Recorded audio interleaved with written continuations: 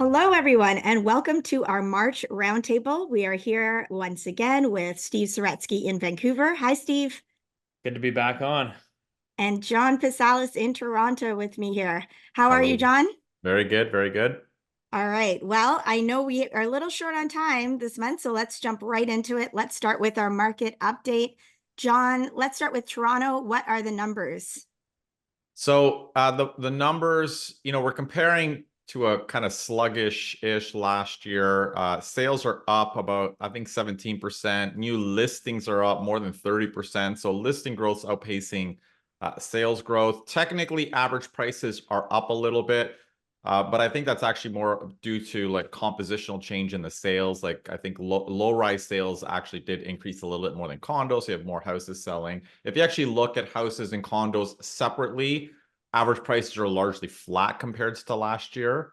So what we're seeing is, people jumping back into the market, new listings increasing, which is a very positive thing. On the low-rise market, new listings and sales volume are average-ish, maybe a little bit below average for sales, a little bit kind of in line in terms of new listings. Condos is interesting because condos is seeing a really, really high volume of listings. So listings are surging in the condo market. And maybe that could be some investors just unloading. We still have just about 3 months of inventory for condos, even with the elevated number of listings. So it's still not a terrible market, but it's definitely slower than low rise. So, John, when you say investors unloading, we talked, I think, last time about a record number of completions Yeah. set to happen in Toronto. Are you talking about Mm. people maybe doing sales to sell the units rather than rent them out as they planned, or I are you don't talking about other trends? That's a good question. So I don't think it's as many of the newly completed units that are being sold. A lot of those are being rented. I believe a lot of, I mean, and I'm speculating, I should say, when I say I think it could be investors unloading. I haven't looked at the data.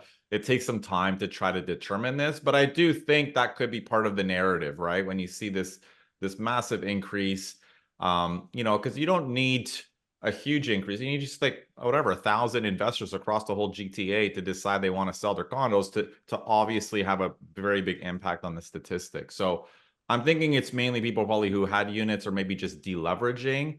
But I'll try to look into that maybe next month to see what the driver of that is. But that's just my initial guess of what's happening. And quickly, on the ground, am I right in that it feels busier? It is busier. I mean, there's definitely competition, especially in the more affordable segment.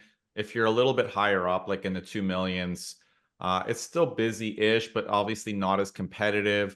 I'm seeing things like failed offer nights, which is for sure like, especially in the higher end of the segment where, people list really low, they get offers, the seller's not happy, so they just jack up the price a lot of times to a price that is well above probably what it's worth. So, but on the lower, on the affordable segment, those homes are selling well, and the ones that are selling on offer nights generally are selling within some reasonable value range rather than, this insanity and this bubble-like FOMO vibe. So, and that speaks to the offer nights that are failing. I mean, that just says that basically the buyers are constrained. They're not going to what the seller wants, and the seller's kind of the more irrational one, relisting at a much elevated price, right? So there is a little bit of a battle there between the buyers who are staying put and the sellers who are aggressive. But I think that's more of a case with higher priced homes or more unique homes, like the stuff in the low millions is selling quickly.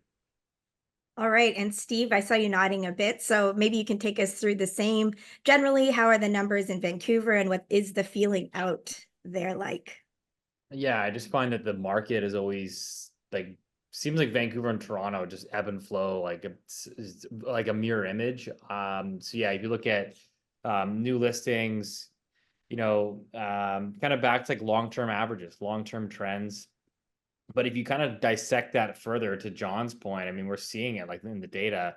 Single family new listings are like horrific, incredibly low, well below long-term averages. And then you switch over to the apartment segment and you're well above long-term averages. So clearly there is I don't know if I call it a flood, but there's a significant uptick in new listings in the condo space. typically where more of the investors play ball. And then, you think about who's buying single family houses, entry level point in Greater Vancouver starts at 1.8 million. I mean, it's an end user. It's a family. It's people that have equity already in the market. And so you're just not seeing that inventory coming to market. And on the sales front, things have definitely picked up. Still below sort of long-term trends. But I would say overall, like I think the overall mood of the market right now is sentiment's better, things are moving. It's an okay market. It's very spotty. It's hard to price things.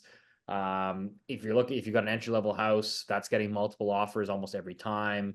And then you get a lot of the condos that are kind of sitting, particularly downtown. That market just hasn't recovered and rebounded. So it really just depends. I mean, I think like, you know, the general public, I think, tends to look at headlines and, here's, oh, I heard the market's picking up. It just depends on like what you have. It's unlike, like the bull markets of 2021, right? Where like everything is going up. Doesn't matter what you have or how bad of a product is, it's going up and to the right. Whereas, and same thing in 2022, it felt like everything was moving lower. And I just think today we're in this kind of segmented market. All right, and now it is prediction time. What do you think the second half of the year holds? Let's take the case where if interest rates drop, which they're expected to do later this year. So, Steve, what's Oh, gonna happen to the market? yeah, I'd love to push back on that a bit. I don't know. I'm starting to come around to the view that maybe interest rates aren't going to drop, and if they do drop, they're not going to drop a whole lot. So Hmm. I think that's something for people to start maybe adjusting expectation wise. I feel like the market kind of was trying to front run the Bank of Canada a little bit. Like I just look at it and say like you look at like what's happening right now in crypto markets, you look what's happening in the stock market, and you're like, I don't know. It's kind of a tough, compelling argument to be aggressively cutting rates in this sort of environment. And so I'm not so sure. I think that it's going to be interesting to see like if like you know by the end of this year 2024, like maybe we have let's just like what if we only have, let's say, two cuts from the Bank of Canada. So your variable rate mortgage is still at what, five, 7, 5.8. People renewing their mortgages on fixed terms, you might be renewing at 4.8. I think there's going to be a lot of people that struggle. I feel like there's going to be a segment of the market. You hear these stories, right? That people are like, oh, it, that don't have as much disposable income and maybe don't have disposable assets that they can sell to sort of, refinance and pay down the mortgage and lower the payment. So I think there's going to be a cohort of people that are really going to struggle here. And I think there's other ends of the market. I look in Vancouver, the single family market north of 2.5 million. That's just the reality is those people that are in that segment are in a different income bracket. They're in a different asset bracket. And I don't really think that they're impacted today by what's happening in the rates markets. Interesting. Interesting. And am I right in seeing some articles that banks are being encouraged now to start extending out those amortizations? I thought I was reading something by Stephanie Hughes that finally Yeah. I don't know, BEAM John. Have you guys heard anything? I haven't heard anything about that. I've just heard, some stories. I had one recently where it was kind of interesting, where it's like there was an individual, a borrower that was negative AM, right? So negative AM, which basically means they're not even paying all of their interest on their loan. So the amortization's blowing out. The loan is actually growing. And they went back to the bank and actually got a larger loan. They were able to actually take on a larger mortgage. So it was like the bank just seemingly did not care that this client was already in a negative AM situation. So I think that's fascinating from what's happening from some of these banks' perspective. Is it's like, there's clearly a problem for quite a few of these borrowers. I think what's the latest bank earnings, like, some of these big banks still have 13, 14, 15% of their book as negative AM. And they're just letting them sort of extend and pretend, and the bank doesn't want a foreclosure or a loss, and they're just aiding and abating these borrowers. We got to keep the housing market pumping, and that's the way to do it. So, I mean, Yeah, I've just thrown that headline up here. Sorry, John. It's the Bank of Montreal cuts exposure to ultra long mortgages. It was Stephanie Hughes for Bloomberg News. And just the point that I think over a third of their portfolio had amortization periods extending 30 years. So it looks like some banks are now starting to look at this and want to bring these numbers down. So that could add to some of the pressure that Steve's talking about. Steve, why do you think, or what makes you think the cuts are not going to, like, there's going to be maybe later or not as many cuts, out of curiosity? Like, I just think like,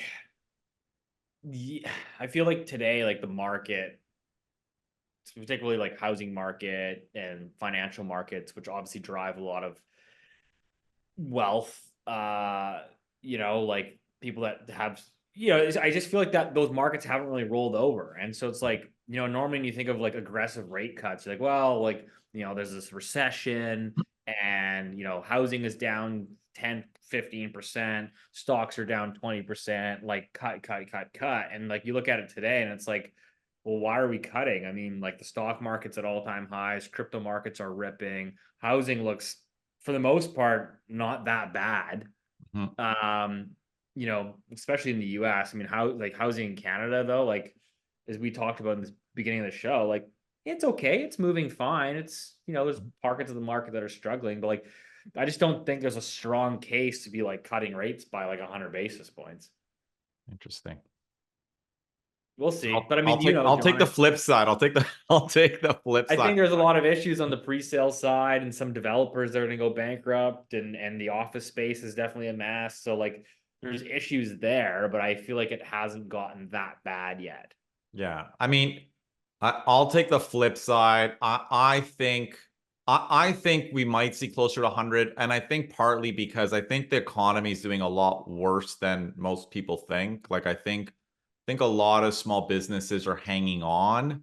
Yeah. And I think to me that would be that's the reason. Like, and yes, you're right. Housing's still going to be busy, whatever. The market's busy, the stock equities are fine. But if we start hitting more businesses closing, more bankruptcies, people pulling back and not spending as much, I suspect this might lead to more cuts. Yeah. I don't necessarily think that is and I think some realtors see that as a bullish case for housing. I don't think it necessarily is, because even if that pushes rates down to the fours, right? I don't think we're gonna have like a crazy bull market. Like, if you have a backdrop of recession, that obviously changes sentiment. But also, I think the big difference is from last year, this time when we hit the fours, is I think listings volumes will be higher. Last year, at least in Toronto, the market ripped when rates hit the fours because we had a 20-year low in new listings, not Yeah. because demand was off the charts, right? Demand was kind of okay. So I think if like the decline in rates is offset by an increase in listings, it's kind of a wash. So I don't know. And I would think the market just stays flat-ish. I mean, maybe it goes down a little, maybe it goes up a bit, who really knows? But I don't think it's going to be I think most people are expecting rates will drop and the market will go on fire again. And I'm not convinced that that's going to happen personally, and not this year. No, yeah. I mean, I think you and I are on the same page there. I don't know. I mean, like I said, I think I've been surprised that, if you asked me 2 years ago that, interest rates, mortgage rates would be, let's call it 500 basis points higher. Mortgage rates have effectively have Yeah. tripled, right? I mean, we've Yeah. gone from 1.5 to, I Mhm. mean, north of more than tripled. Yeah. And really, we're talking about prices down, like in the city of Vancouver. I mean, we're down 5%. That's crazy. That's nothing. So Like we're you go down. to the suburbs, sure, the suburbs are down 10, 15%. Wow. But city of Van, 5%. Like, That's that to me is crazy. incredibly surprising. That was not Wow. on my bingo card. And so I just felt we would have had a steeper correction and that would have spurred the rate cuts probably sooner. But we're sitting here and things look I agree with you though. It definitely feels like a market of like sort of that's dividing between like the haves and the have-nots, like people Mhm. that are sort of in the upper end of the wealth scale, I feel are still spending and are relatively not that impacted. And then you're seeing, I think, a cohort of people that are really falling behind. Mhm. So I do agree with you. It's definitely, concerning from that perspective. Yeah. I actually, on that note, want to turn to some great questions we got in from our Twitter. Thanks, everyone. From Ralston727, I want to throw up this chart that they've shared about total housing starts in Canada. And they note data shows us that the housing starts peak 3 years prior to a housing downturn. In a housing-driven economy, building permits plummeting like they are now will mean millions with reduced or no incomes. The point being there that construction is a big sector for Canada, given the importance of our real estate market. So we have been hearing about canceled projects. What are the chances, and we know starts are down, what are the chances that real estate itself or construction element of it is the segment that leads us into a recession?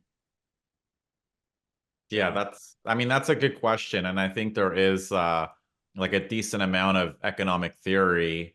There's that classic paper by was it Leamer, I think, Housing is the Business Cycle. And the argument is exactly this, that leading up to as housing starts to decline, this kind of leads into a recession, jobs are lost.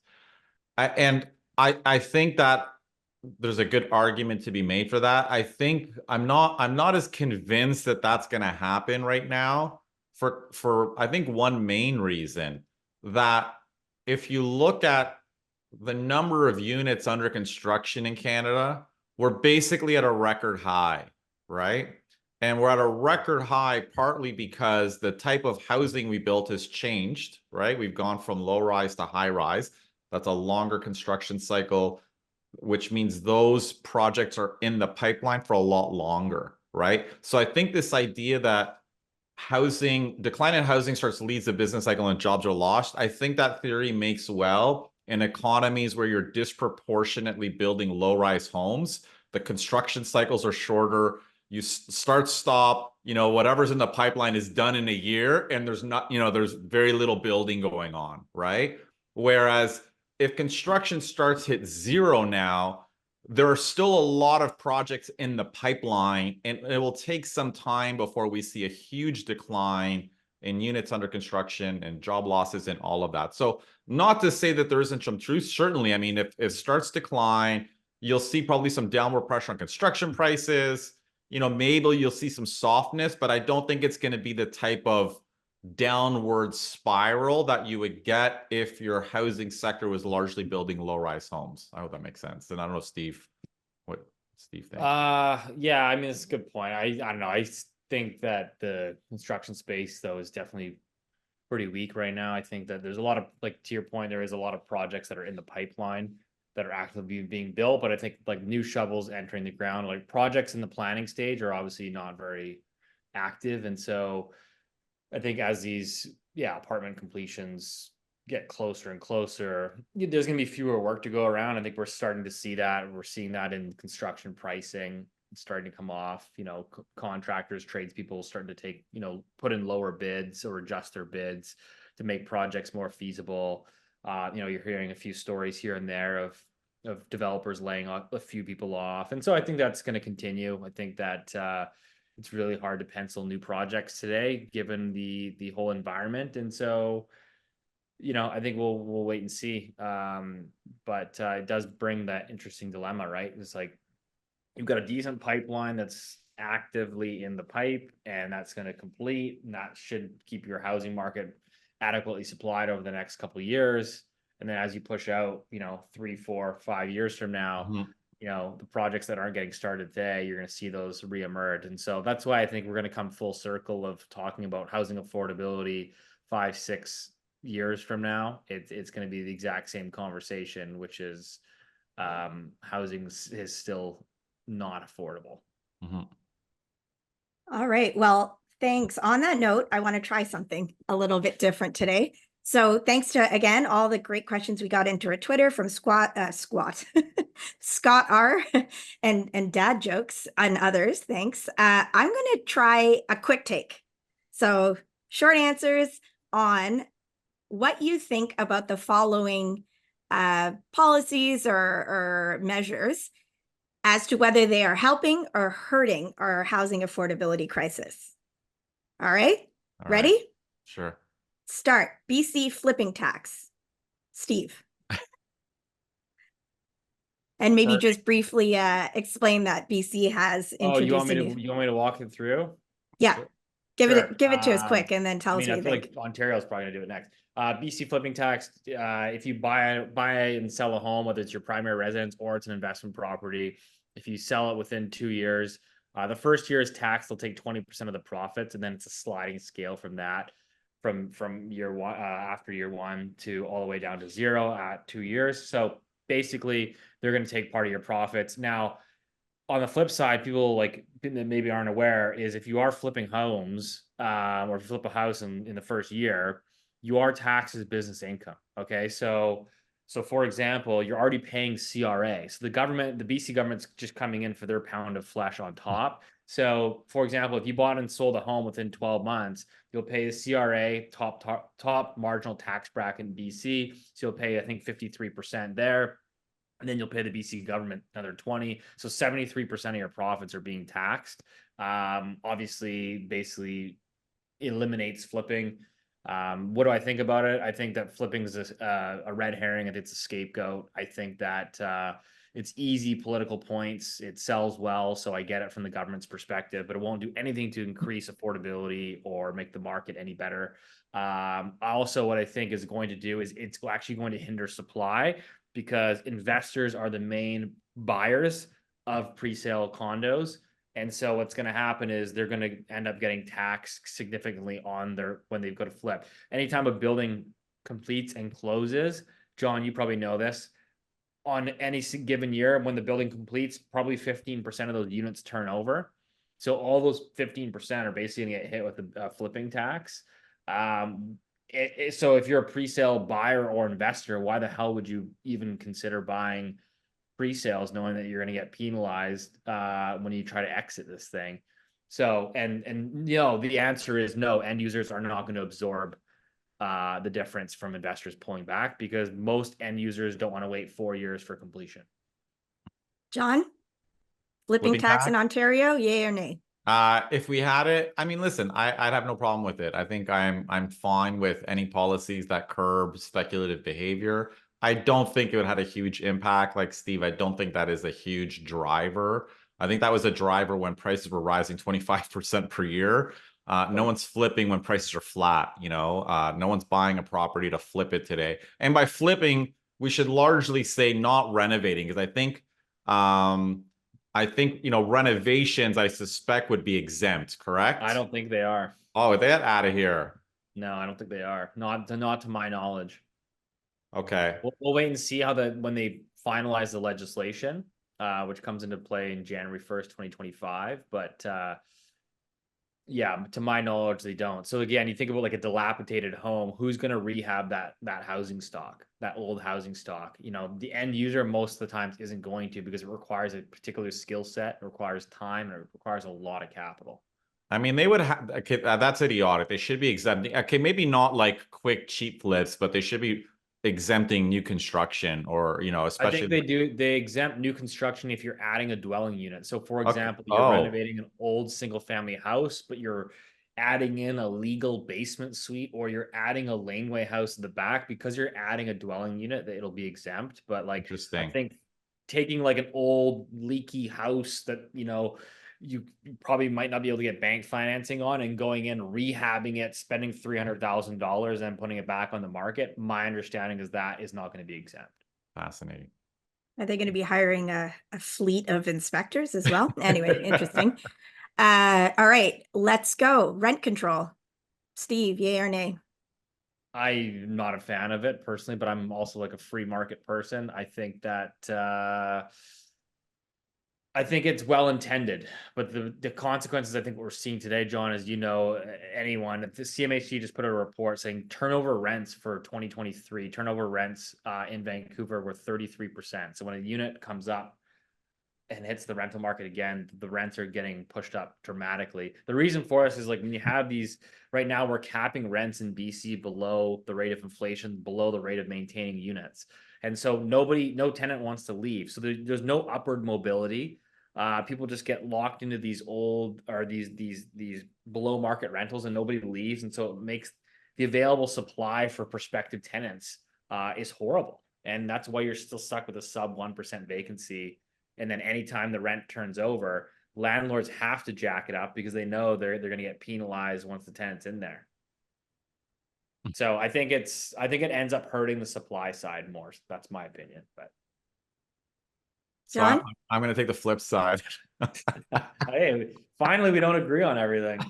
I'm all for rent control. I think tenants should have some rental security. Do I think the What's the level right of number though?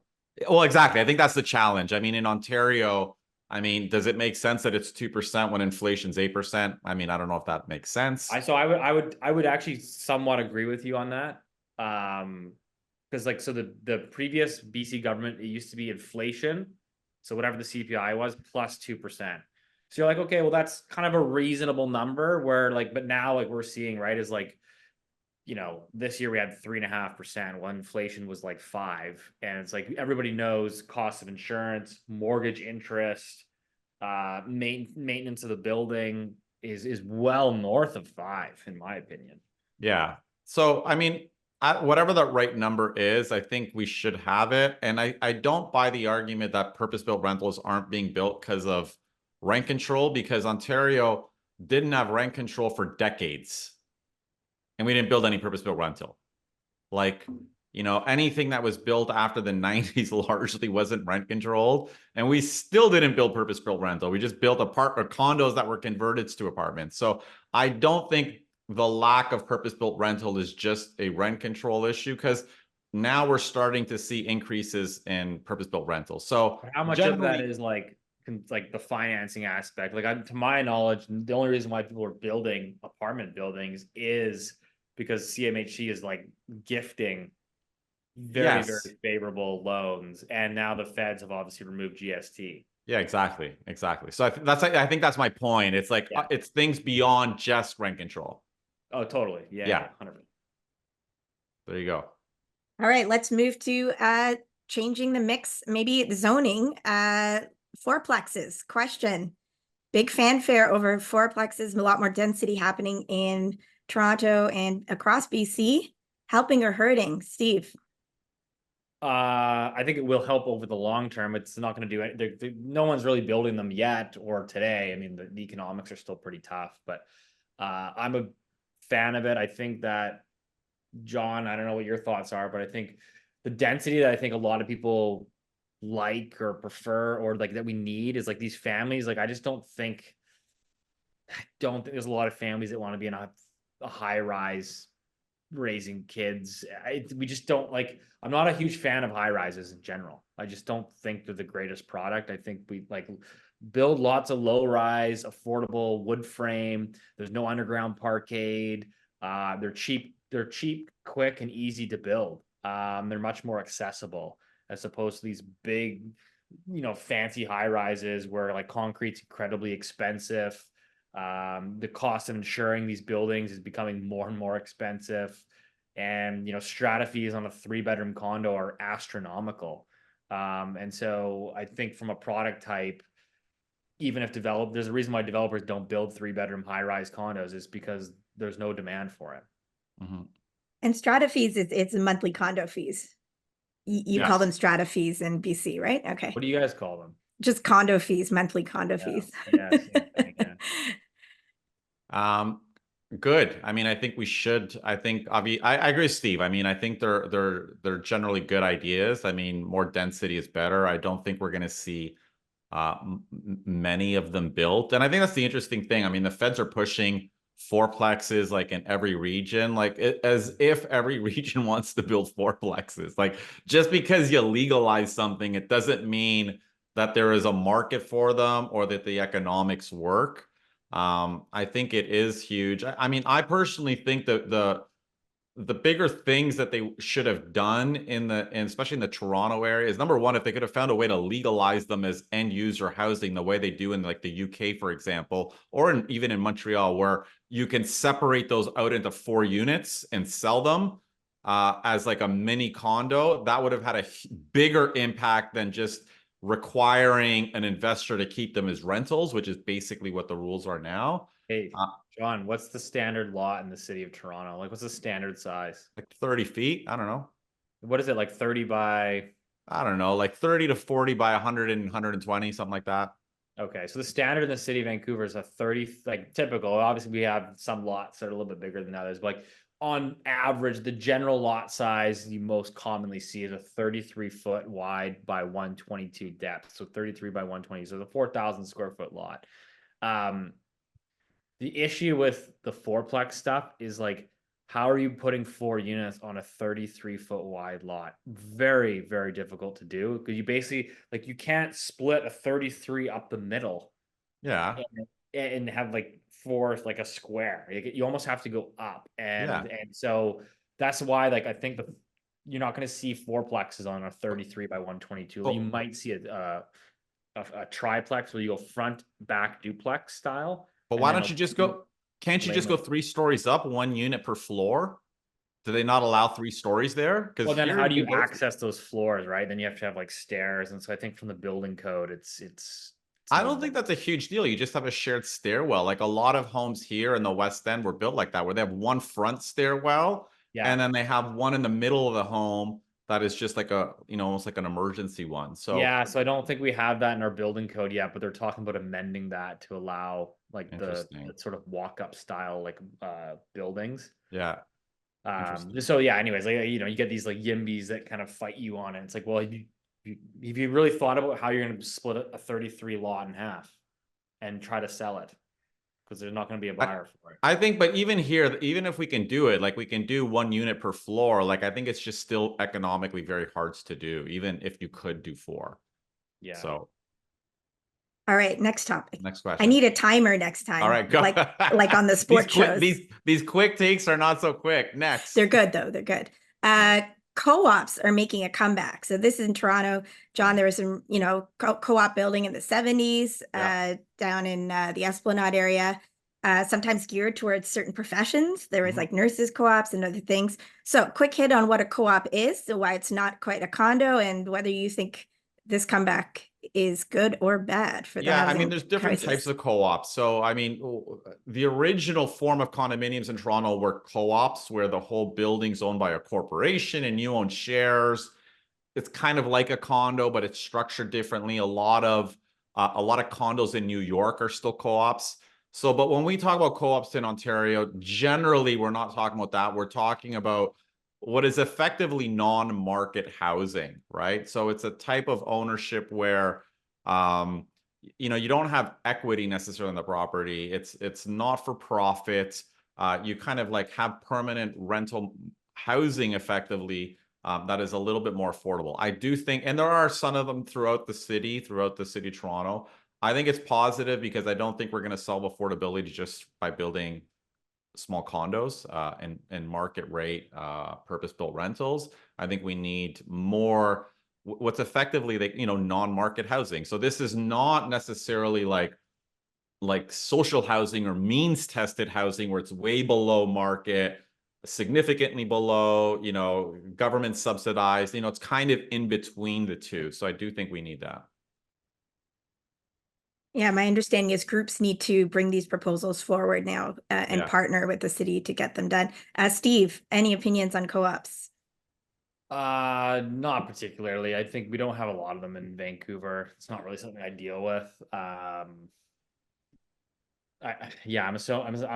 supposing that this conversation is around the government being more involved in the building of housing and operating it.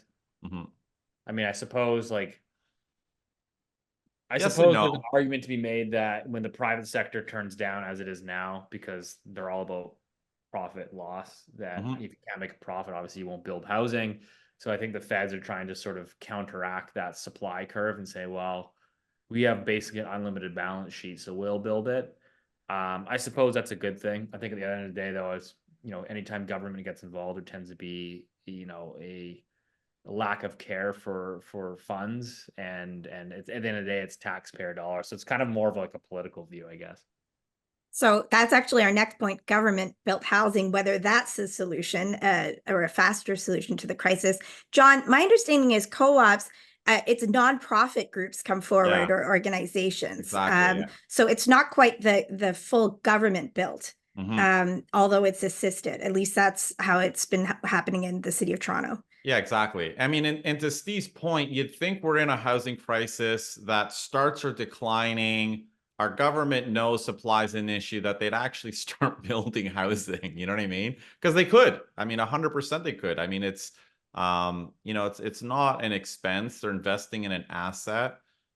You'd think governments would be more involved, but they're not, which is really fascinating. I do wonder though, like on the flip side, when you kind of like look at the full equation. So it's like, let's just imagine like the situation where like the private sector is rolling over.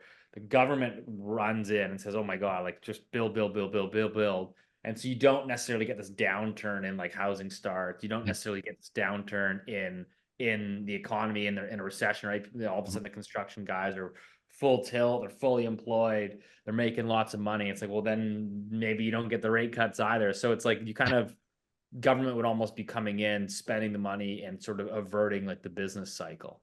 But that's what they do. That's typically Yeah. like typical sort of Keynesian economic, they jump Yeah, in when no one else is spending and they, totally. invest.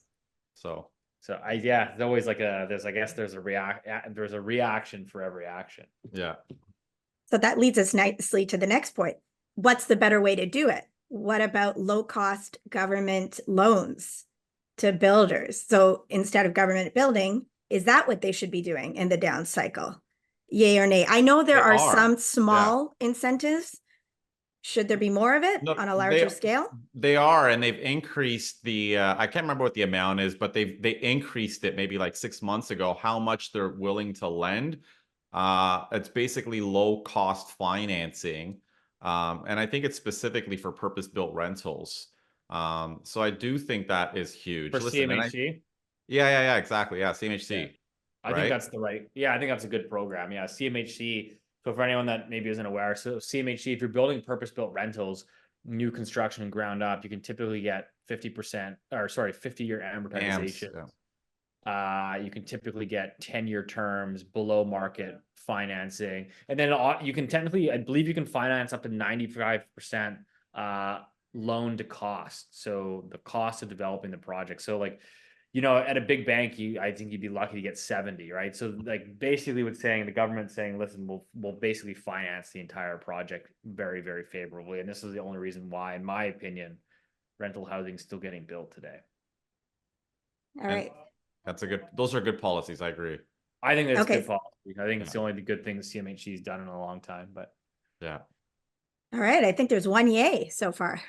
That one, low cost loans. Okay, let's end on I don't even know, was this a demand side thing? I don't know what it was. The first time home buyer incentive program launched by the federal government. John, I've seen you talking a Oh lot in the media gosh. about it. It just ended. I think it was just introduced. Is that the shortest program wrap up ever? John, tell us what it was about, what the attempt was, and what you think of it. I'm So guessing not this much. was a program CMHC launched. Good God, when was it? 2019 or something like that? yeah, September 19. Yeah. And it was basically a shared ownership model where basically the government invests, I don't know, like I can't remember, how much was it, like 10% or something Up to like that? 10, up to 10%. Up to 10% of of the purchase of the home, and you kind of are both shareholders of it. It's like a shared ownership model. I mean, there were a number of problems with it. Number one, like it wasn't effective in the most expensive markets where it's impossible for people to buy homes because of the requirements, like the income requirements and the constraints on that. Like you couldn't really use it if you wanted to buy in the GTA or in Vancouver. The, It, The best part of that though was, which I know our buddy Ron Butler was talking about it, was you know, like if you, so the government has a 10% equity stake, but like meanwhile, while you're living there over the prevailing 5 years, you know, you're maintaining the property, you're paying for the insurance, maybe you're doing a renovation, Mhm. and the government gets to benefit off of all of that, you know, Yes. money and effort that you've put into the property, and they take their 10% profit when you go to sell. So it's like, Exactly. well, not a great ownership structure. I mean, and if you live in Canada where we expect, you know, where most people buy real estate because they expect prices to go up, I'm pretty confident a lot of people didn't want to give up their 10% growth either to the Yeah. government, you know, whether they renovate it or not, right? And I don't know, it felt like this was more of like a political, I don't know, like a political policy aimed at the government saying they're doing something. At the time, there were a lot of talk about, you know, should CMHC extend amortizations? I don't know if you remember that. There's like, and that Yeah. was when Evan Siddall was like the head, and obviously he was very against anything. And he was the former CEO of CMHC, so he was very against anything that would have encouraged more debt.